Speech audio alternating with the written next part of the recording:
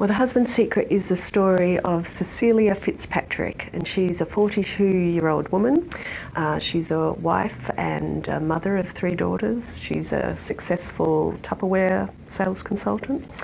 And one day she finds a letter from her husband addressed to her, and it says to be opened in the event of my death. So the question is, should she open it? Would you open it? And that's a question I've been putting to all my friends since I started writing it. Obviously she does open it, otherwise there'd be no book. And what she discovers turns her ordinary suburban existence upside down. Well, I actually came upon an article on the internet when I probably should have been doing my writing and I was procrastinating, and it was called 10 Deathbed Confessions. And so it had some amazing stories. It was a story of the man who had apparently faked a photo of the Loch Ness Monster. And there was a woman who'd apparently all her life she'd denied the fact that she'd plagiarised a song, and on her deathbed she admitted that she had in fact done so. That just got me thinking about how if you're holding on to a secret like that for all your life, that it must be such a burden to carry that on your deathbed you're so desperate to share it. So I'm not sure if it's to do with your guilt, or is it just to do with that desire to share a secret.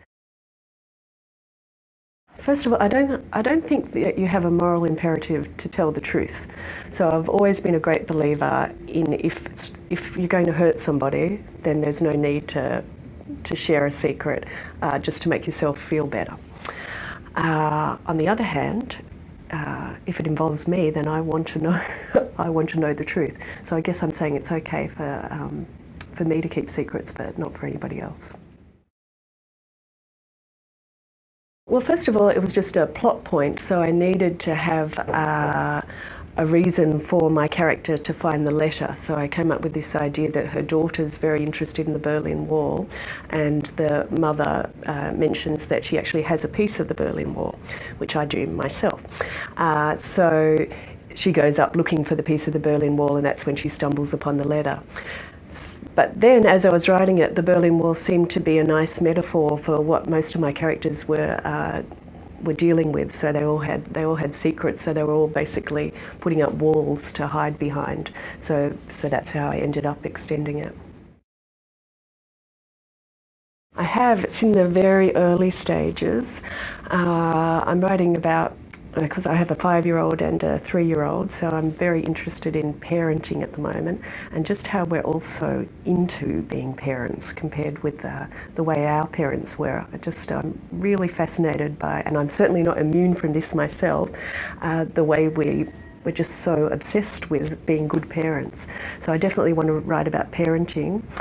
I've also just become a school mum now, because my little boy's just turned 5 and has just started kindergarten. So I know that I'm going to set it in a school because I think the school is a really interesting setting, because it's almost like a little village. So that's all. I've written a few pages, but that's all I know about it for now. It might completely change.